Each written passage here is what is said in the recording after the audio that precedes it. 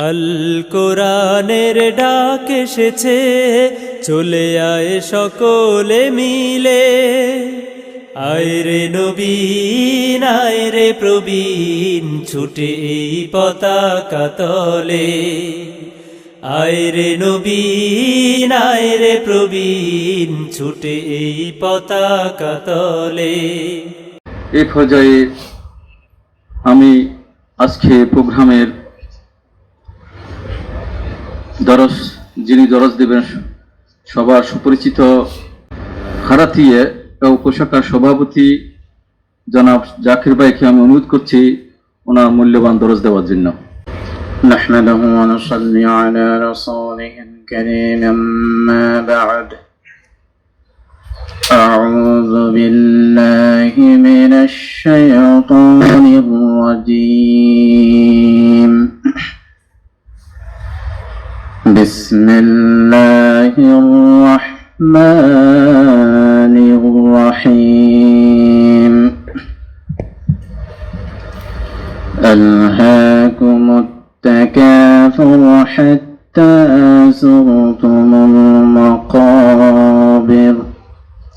যারা পারেন সবাই একটু পরিচিত সূরা ঠোঁটে ঠোঁট মিলিয়ে একটু তেলাওয়াত করার চেষ্টা করেন। প্রত্যেকটি হরফে কয়টি করে নাকি আছে? 10টি করে। জি। বিসমিল্লাহির রহমানির রহিম। ألهاكم التكاثر حتى زرتم المقابر كلا سوف تعلمون ثم كلا سوف تعلمون كلا لو تعلمون علم اليقين لترون الجحيم ثم لترونها عين اليقين ثم لتسألن يومئذ عن النعيم صدق الله العظيم। বিতাড়িত মারদুদ শয়তানের ওয়াসওয়াসা থেকে আল্লাহর নিকট আশ্রয় প্রার্থনা করছি। শুরু করছি অশেষ দয়ালু আল্লাহ সুবহানাহু ওয়া তাআলার নামে। ইরশাদ হচ্ছে, অতিরিক্ত সম্পদ ও প্রাচুর্যের লোভে তোমরা কম্পিটিশন বা প্রতিযোগিতা করতে করতে কবর পর্যন্ত পৌঁছে যাও। এমনটি কখনো নয় তোমরা অচিরেই জানতে পারবে, কখনো নয় তোমরা অতি সত্বর এটা জানতে পারবে। কত ভালো হতো যদি তোমরা সঠিক জ্ঞান ধারাটা জানতে পারতে বা জানবে। অবশ্যই সেদিন তোমরা জাহান্নাম দেখবে, অতঃপর তোমরা অবশ্যই তোমাদের নিজ চোখে তা দেখবে। অথবা আল্লাহ তাআলার যে অগণিত নিয়ামত তোমাদেরকে দেওয়া হয়েছে সেই নিয়ামত সম্পর্কে জিজ্ঞাসিত হবে। ইলা আখিরিল আয়াহ। আমার সম্মানিত শহীদ সাইদ আহমদ শাখার সম্মানিত সভাপতি ও উপস্থিত সহসভাপতি, উপস্থিত ভাই পরিচালক, আমার কলিজার টুকরা দিনী ভাইরা, সকলকে জানাচ্ছি আমার আন্তরিক মোবারকবাদ ও সালাম। আসসালামু আলাইকুম ওয়া রাহমাতুল্লাহ। মহান আল্লাহ সুবহানাহু ওয়া তাআলার দরবারে লাখ কোটি শুকরিয়া জ্ঞাপন করছি যে আল্লাহ সুবহানাহু ওয়া তাআলা সালাত আদায় করে আল্লাহ সুবহানাহু ওয়া তাআলা আমাদেরকে এখানে আসার এবং কিছু কথা বলার এবং শোনার সুযোগ করে দিয়েছেন। পড়ছি সেই মহান আল্লাহ সুবহানাহু ওয়া তাআলার শুকরিয়া জ্ঞাপন করছি। পড়ছি কালিমাতুশ শুকুর, আলহামদুলিল্লাহ। দরুদ ও সালাম নবী মুহাম্মদ সাল্লাল্লাহু আলাইহি সাল্লামের প্রতি। আল্লাহুম্মা সাল্লি আলা সাইয়্যিদিনা ওয়া নাবিয়্যিনা ওয়া শাফি'িনা ওয়া হাবিবিনা ওয়া মাওলানা মুহাম্মদ সাল্লাল্লাহু আলাইহি ওয়া আলা আলিহি ওয়া আসহাবিহি ওয়া বারিক ওয়া সাল্লাম। সম্মানিত হাজিরিন, আমি কিছুই জানি না, আল্লাহ সুবহানাহু ওয়া তাআলা এখানে দাঁড় করিয়েছেন, তো চেষ্টা করব আল্লাহ সুবহানাহু ওয়া তাআলা যদি তৌফিক দান করেন কিছু কথা বলার। ওয়া মা তৌফিক ইল্লা বিল্লাহ। তো সম্মানিত হাজিরিন, আমি কালামে পাক থেকে একটি সূরা তেলাওয়াত করেছি, যে সূরাটি আমরা সকলেই মোটামুটি অনেক মুখস্থ আছে এবং আমরা জানি সূরাটি, ঠিক না? কালামে পাকে এই সূরাটির অবস্থান হচ্ছে ক্রমিক নং অনুযায়ী 102 নং সূরা। কত নং? 102 নং। 102। এই সূরাটিতে 8টি আয়াত রয়েছে। কয়টি আয়াত? 8টি আয়াত। একটি রুকু বিশিষ্ট এই সূরাটি। কয়টি রুকু? একটি রুকু। তো এই সূরাটির মূল যে বিষয়বস্তু, সে মূল বিষয়বস্তু হচ্ছে পরকাল। কি? পরকাল। কালামে পাকের পুরো কোরআনকে যদি 3 ভাগে ভাগ করা হয় তাহলে 1/3 হবে পরকাল সম্পর্ক। কারণ আমাদের যদি পরকালের চিন্তা যদি আমাদের মধ্যে চলে আসে, আমরা যদি পরকালের চিন্তা ভাবনা নিয়ে যদি দুনিয়াতে চলতে পারি, তাহলে আমাদের দুনিয়া ও আখিরাত দুটোই কি সুন্দর হয়ে যাবে, কল্যাণকর হয়ে যাবে, নাজাতময় হয়ে যাবে ইনশাআল্লাহ। তো এই পরকাল সংক্রান্ত এই কোরআন শরীফের 3য় অংশেই আল্লাহ সুবহানাহু ওয়া তাআলা বয়ান করেছেন, যাতে করে আমরা যা কিছুই করি দুনিয়ার জীবনে পরকালকে সামনে রেখেই করি। তো আল্লাহর সাহায্য নিয়ে আমি প্রথমে এই সূরাটির যে শুরুতে আল্লাহ সুবহানাহু ওয়া তাআলা যে কথা বলছেন, আমরা সে বিষয়গুলো একটু অনুধাবন করব, একটু দেখবো আল্লাহ সুবহানাহু ওয়া তাআলা আমাদের কি মেসেজ দিয়েছেন। জি, বিসমিল্লাহির রাহমানির রাহিম। আলহাকুমুত তাকাসুর হাত্তা যুরতুমুল মাকাবির। যে তোমরা একে অপরকে টপকে যাওয়ার জন্য, অতিরিক্ত প্রাচুর্য লাভের জন্য তোমরা কম্পিটিশন করছো, আর এই কম্পিটিশন, এই প্রতিযোগিতা তোমাদেরকে আখিরাত থেকে, পরকাল থেকে গাফিল করে দিয়েছে। এমনটি করতে করতে হাত্তা যুরতুমুল মাকাবির, অতঃপর তোমরা কবর পর্যন্ত পৌঁছে যাও। সম্মানিত হাজিরিন, আমি আপনাদেরকে একটি প্রশ্ন করব এই আয়াত থেকে কথা বলার পূর্বে। তো প্রশ্নটি করার আগে একটি বাক্য আপনাদেরকে বলছি, আশা করি উত্তর দেওয়া সহজ হবে। সেটি হচ্ছে, কিছু মানুষ আছে যারা খাওয়ার জন্য বাঁচে, আর কিছু মানুষ আছে যারা বাঁচার জন্য খায়। তো আমার প্রশ্ন হচ্ছে, আমরা যারা এখানে উপস্থিত আছি, আমরা কাতারে কি জন্য এসেছি?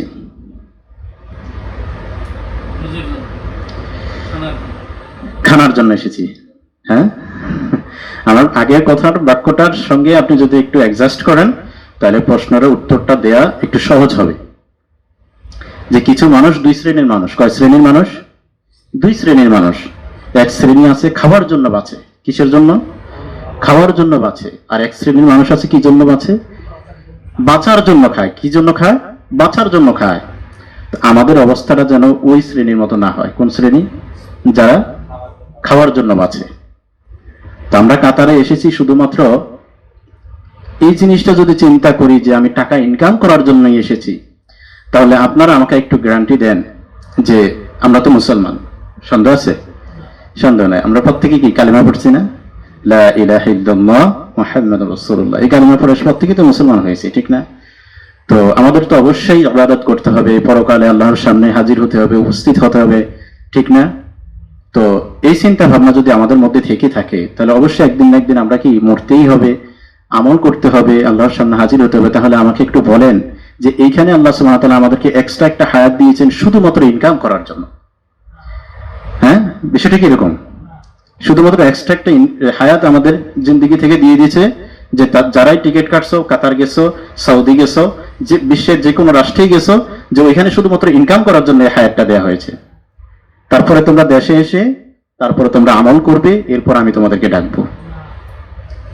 বিষয়টা এমন, সম্মানিত হাজির, বিষয়টা এমন নয়। আমরা এখানে এসেছি ইনকাম করব, এর মধ্যে যখনই আমাদের ডাক চলে আসবে তখনই আমাদেরকে কি করতে হবে? আল্লাহর ডাকে সাড়া দিয়ে চলে যেতে হবে। কেউ আমরা থাকবো না। কখন আমাদের ডাক আসে বলা যায় না, কখন চলে যাব আমরা বলতে পারি না। তো এই যে সম্পদের প্রাচুর্যের মোহ আমাদেরকে যে গাফিল করে দিয়েছে, কি থেকে? আখিরাত থেকে গাফিল করে দিয়েছে।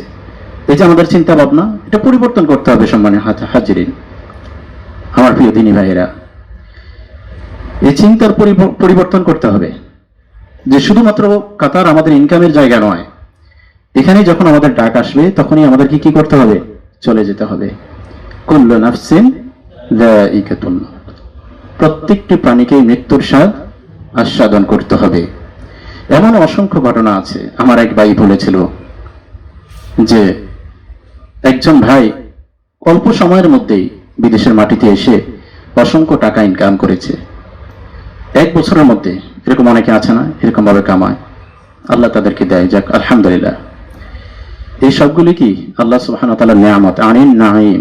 এই নিয়ামত সম্পর্কে জিজ্ঞাসা করা হবে এই সূরার শেষের যে এক কথাটা বলা হয়েছে। তো সে ব্যক্তি 1 বছরের মধ্যে ইনকাম করে, আমি ঘটনাগুলো বলছি শুধুমাত্র শিখন, এই কথা এই যে আয়াতগুলো তেলাওয়াত করেছি তার সাথে এটা যায়, যার কারণে আমি এক্সাম্পল গুলো তুলে ধরছি আপনাদের জন্য। তো উনি 1 বছরের মধ্যে ইনকাম করে চলে গেলেন, বিয়ে শাদী করবেন, বাড়ি গাড়ি করেছেন। এটা বাস্তব ঘটনা থেকে বলছি, সবকিছু করেছেন আলহামদুলিল্লাহ। তো করার পরে এখন পরবর্তী দিন উদ্বোধনী, আগের দিন সবাই পার্টি দিছে আগের ঘরে, পরের দিন ওই ঘরে উঠবে সবাইকে নিয়ে। কিন্তু পরের দিন সকালে আল্লাহর বান্দা আর ঘুম থেকে ওঠে নাই। আর কি ঘুম থেকে ওঠে নাই। তো তার উদ্দেশ্য আল্লাহ সুবহানাহু ওয়া তাআলা তাকে মাফ করুক। এই যে এত টাকা ইনকাম করেছে, এত কিছু করেছে, কিসের জন্য করেছে? বাড়ি করার জন্য, ঠিক না? দুনিয়াটাকে সাজানোর জন্য। হ্যাঁ, প্রত্যেকটি মানুষই, এই লোভটা প্রত্যেকটি মানুষের মধ্যেই আছে, অর্থের লোভ। আল্লাহ রাসূল সাল্লাল্লাহু আলাইহি সাল্লাম বলেন যে বনি আদম বৃদ্ধ হয়ে জড়সড় হয়ে যায়, কিন্তু দুটি জিনিস তার পিছু ছাড়ে না। একটি হচ্ছে লোভ, আর একটি হচ্ছে আকাঙ্ক্ষা, বেশি পাওয়ার আকাঙ্ক্ষা, বেশি লোভ। এই লোভের কারণে তারা এই দুনিয়া দুনিয়া দুনিয়া দুনিয়া করতে করতে শেষ। অতঃপর হাত্তা যুরতুমুল মাকাবির, কবর পর্যন্ত চলে যায়। আমি বলি এভাবে যে আমাদের অবস্থা হচ্ছে একটি গর্ত, আর একটি সুন্দরী নারী আর আমি। একটি সুন্দরী নারী, একটি গর্ত আর আমি। আমি ওই সুন্দরী নারীকে ধরার জন্য তার পিছু ছুটছি, আমি একবারও খেয়াল করছি না আমার নিচে কিন্তু কিছু একটা আছে, গর্ত আছে, সেখানে আমাকে হঠাৎ পড়ে যেতে হবে। আমি ওই সুন্দরী নারীকে ধরার জন্য উপর দিকে তাকিয়ে সে কোথায় যাচ্ছে তার পিছু পিছু ছুটছি। এভাবে তার পিছু ছুটতে ছুটতে দেখা গেল সে তো চলে গেল, আমি গর্তের মধ্যে পড়ে গেলাম। গর্তটা কি ভাই? কবর। গর্তটা কি? কবর। আমি অর্থ উপার্জনের ক্ষেত্রে এতটা মরিয়া হয়ে গেলাম, দুনিয়াটাকে উপার্জন করার জন্য, দুনিয়াকে পাওয়ার জন্য এতটাই মরিয়া হয়ে গেছি। আর ওই সুন্দরী নারীটাই হচ্ছে দুনিয়া, সম্পদ।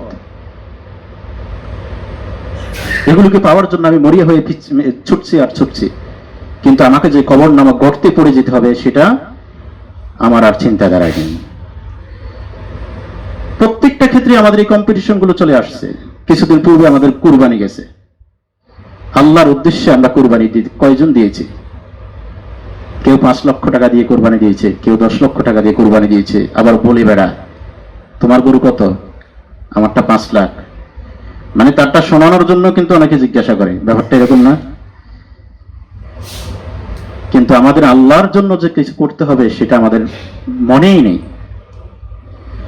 আল্লাহর জন্য যে কোরবানি, আল্লাহর জন্য যে আমরা বেঁচে আছি, আল্লাহর জন্য যে মরে যাব, সেটা আমাদের ধ্যান ধারণার মধ্যেই নেই।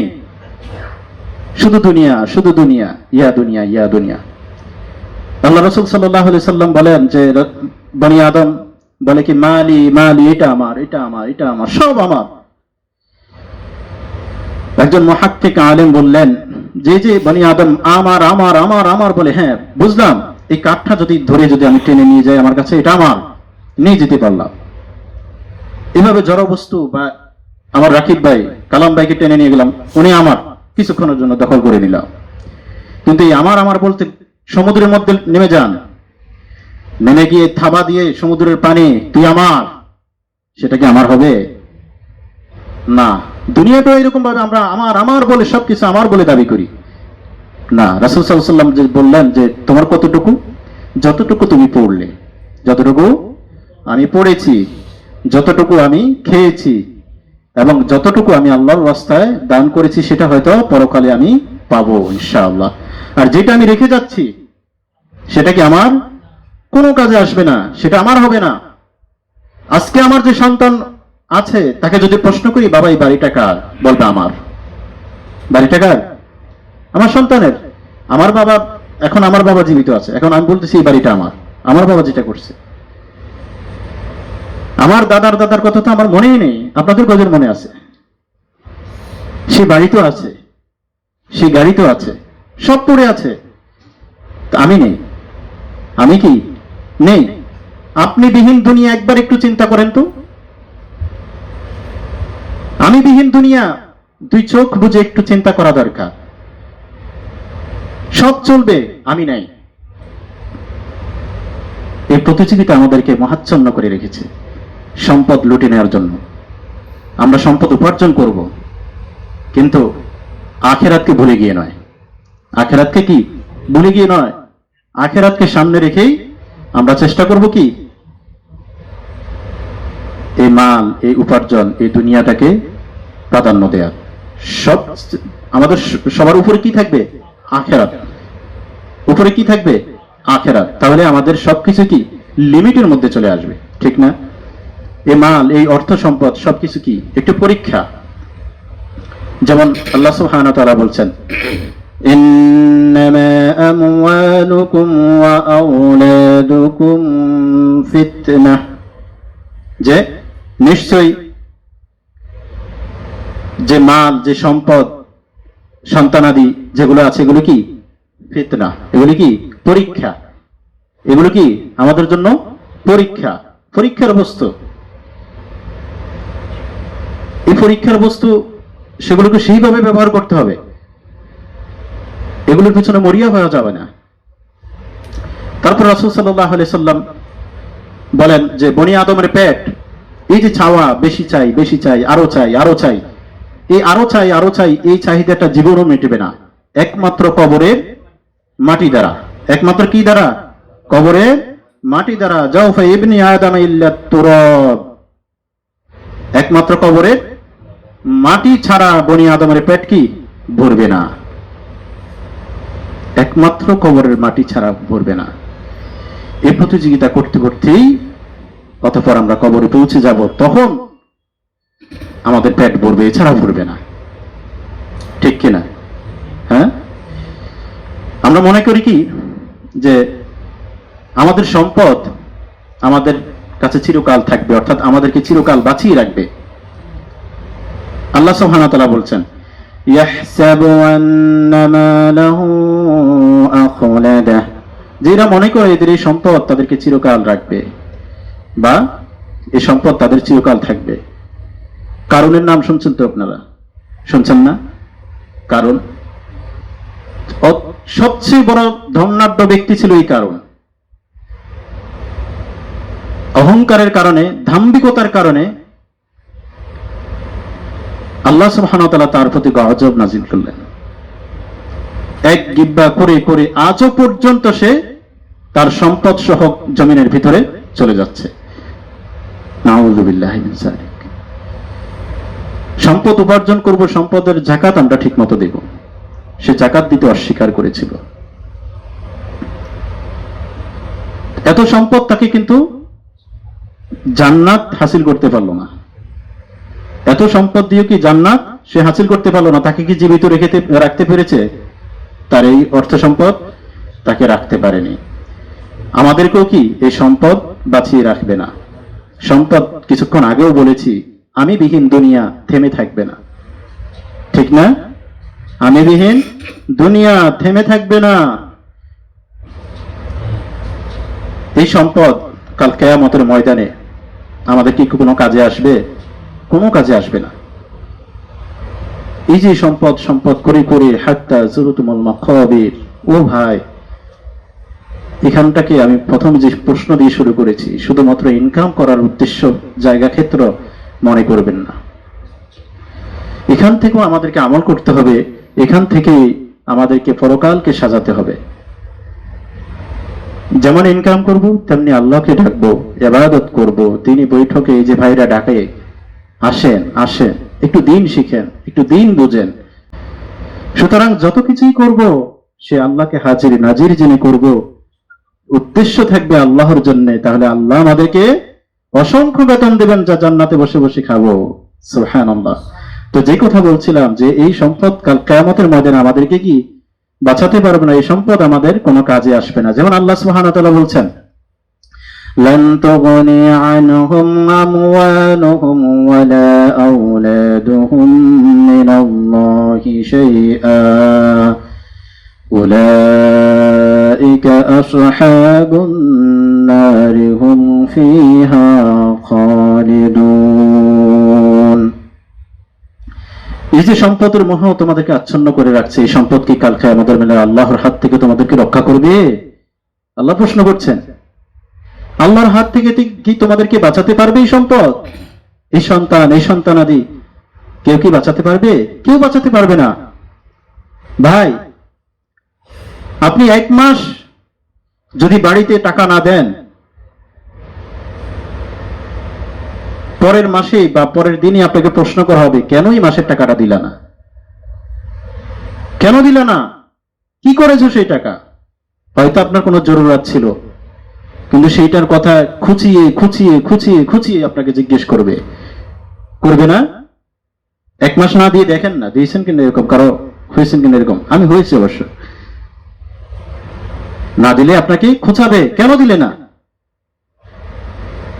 এই প্রশ্ন বারবার করবে, কিন্তু কাল কিয়ামতের ময়দানে কেউ আপনার উপকারে আসবে না। কাল কিয়ামতের ব্যাপারে আল্লাহ সুবহানাহু ওয়া তাআলা একটি আয়াত বলেছিলেন যে অবস্থা কেমন হবে, কিন্তু এই করোনাকালীন সময় আমি তার ফলাফল দুনিয়াতেই পেয়ে গেলাম। বলেন তো, অনেকেই জানেন আয়াতটা, ইয়াউমা ওয়া আবি ওয়া সাহিবাতিহি ওয়া বানি, যে সেদিন আপন ভাই ভাই থেকে সরে যাবে, আপন মা মা থেকে সরে যাবে। যে স্ত্রীর জন্য দিনের পর দিন সবকিছু বিসর্জন দিচ্ছি, দুনিয়াটাকে প্রাধান্য দিয়ে, সেই স্ত্রী আমাকে অস্বীকার করবে, আমার নিকটতম আত্মীয় স্বজন সবাই আমাকে অস্বীকার করবে, সবাই আমার কাছ থেকে দূরে চলে যাবে, বলবে আমি তোমাদেরকে চিনি না, আমি তোমাকে চিনি না। কি বলবে? আমি তোমাকে চিনি না। এটা কি অবাস্তব কিছু ভাই? এমনটি হবে। আজকের দুনিয়ার দিকে তাকান, আমি যে বললাম যে সেই আয়াতের ব্যাখ্যা আমি দুনিয়াতেই দেখতে পেয়েছি। আপন সন্তানের করোনা হয়েছে, আমার স্ক্রিনশট দেওয়া আছে এখনো। রাতের অন্ধকারে মা বাবা কত কষ্ট করে মা গর্ভধারণ করেছে, সেই মা একটা রুটি কিছু টাকা বাঁশ ঝোপের মধ্যে ফেলে রেখে এসেছে সন্তানকে। ও ভাই, এটা তো দুনিয়া।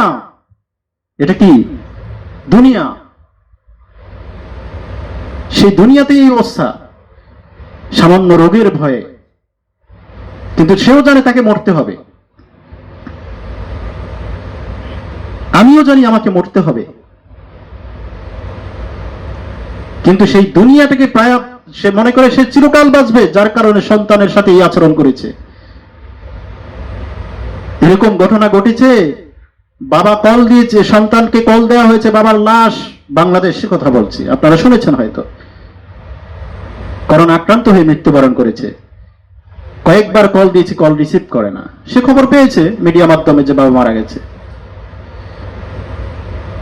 পরে একবার কল রিসিভ করে বলল যে আপনারা লাশটা দাফন করে দেন।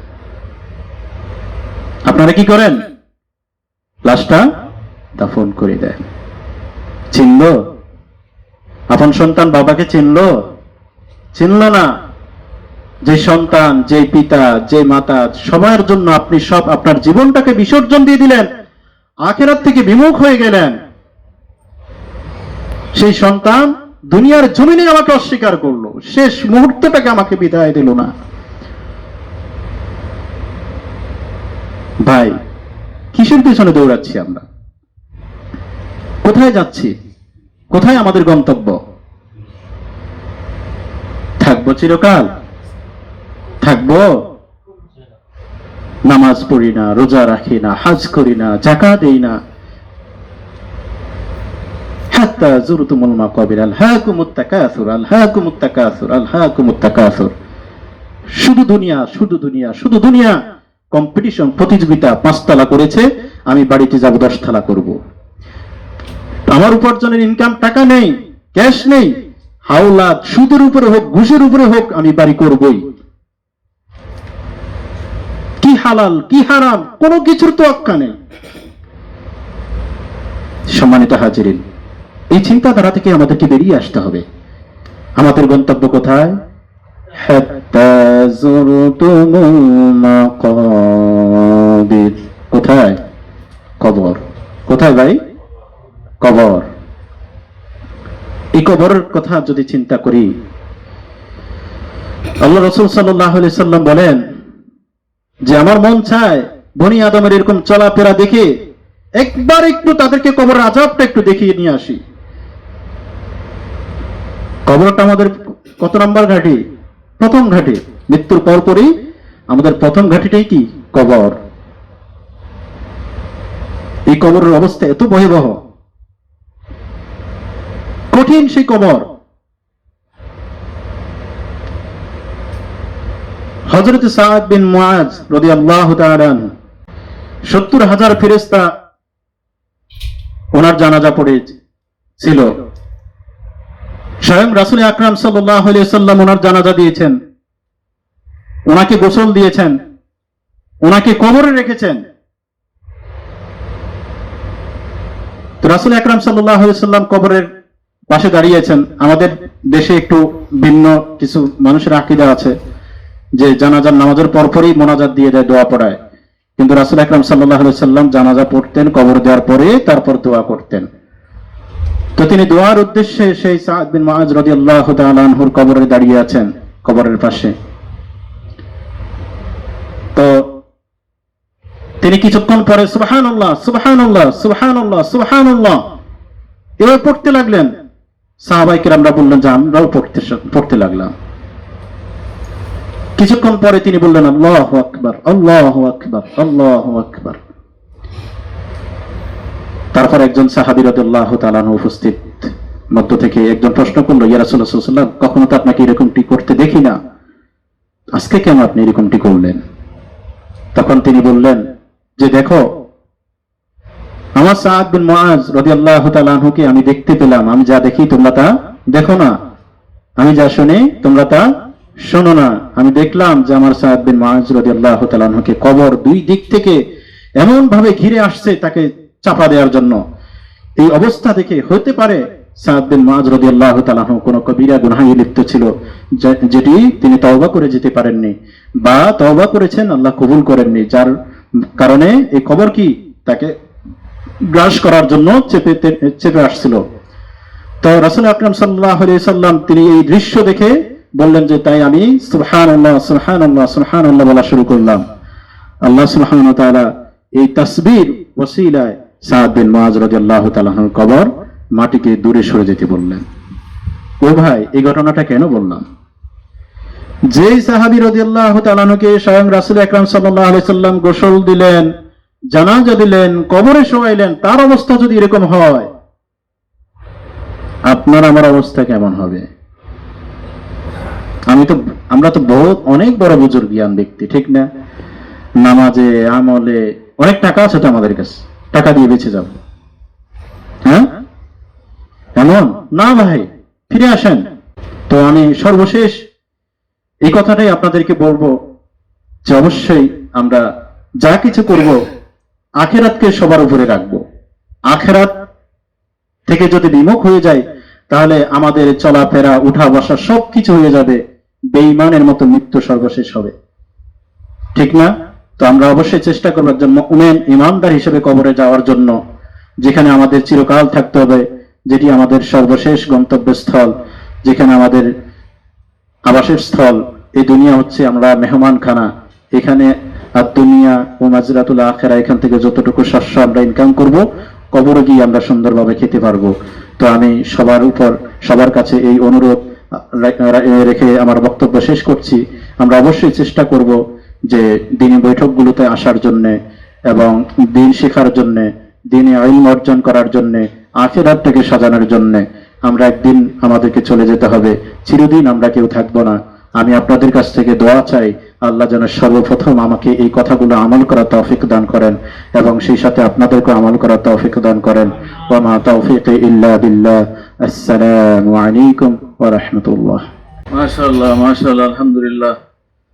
আমাদের সম্মানিত জাকির ভাই আমাদের উদ্দেশ্যে তা ঠিক সূরা তাকাসুর থেকে যে গুরুত্বপূর্ণ আলোচনা করেছেন, এটা আমাদের সবার অবশ্যই মনে রাখা দরকার। আপনারা জানেন এই সূরা তাকাসুরে আসলে শায়খুন নজরুল যে কাফের মুশরিকদের ব্যাপারে বলেছিল, যদিও কাফের মুশরিকরা প্রতিযোগিতা স্বরূপ যেভাবে সম্পদের প্রতিযোগিতা, পাহাড়ের পর পাহাড় যে প্রতিযোগিতা শুরু করেছিল এবং সম্পদের এবং তাছাড়া এই আপনার সন্তান সন্ততির মানুষের এভাবে প্রতিযোগিতা, কে কার থেকে বেশি বাড়তে পারে এবার প্রতিযোগিতার মাধ্যমে এরা করেছিল। তো যদিও তাদের উদ্দেশ্যে আল্লাহ সুবহানাহু ওয়া তাআলা সূরাটি নাযিল করেছেন, কিন্তু এটা সবার প্রতি আমাদের এই লালসটা আছে। রাসূল পাক সাল্লাল্লাহু আলাইহি সাল্লাম বলেছেন, মানুষের বয়স বাড়তে থাকে কিন্তু দুইটি জিনিস জোয়ান থাকে। একটা হচ্ছে দুনিয়া থাকার লালস, একটা হচ্ছে সবকিছু সম্পদের লালস। দুইটা লালস জোয়ান করে থাকে, এটা হচ্ছে মানুষের স্বভাব। তবে এইটা সব দুনিয়া থাকার সত্ত্বেও মানুষ অবশ্যই বাস্তব দুনিয়া থেকে চলে যেতে হবে। কুল্লু নাফসিন যায়কাতুল মাউত। এই সূরা তাকাসুরের আল্লাহ সুবহানাহু ওয়া তাআলা খুব গুরুত্বপূর্ণ। উনি একটি আয়াতে এতটুকু বলছেন, আর প্রত্যেকটা আয়াতে যদি বলতে যায় অনেক সময়। আল কোরআনের ডাক এসেছে, চলে আয় সকলে মিলে। আয় রে নবীন, আয় রে প্রবীণ, ছুটে এই পতাকা তলে। আয় রে নবীন, আয় রে প্রবীণ, ছুটে এই পতাকা তলে।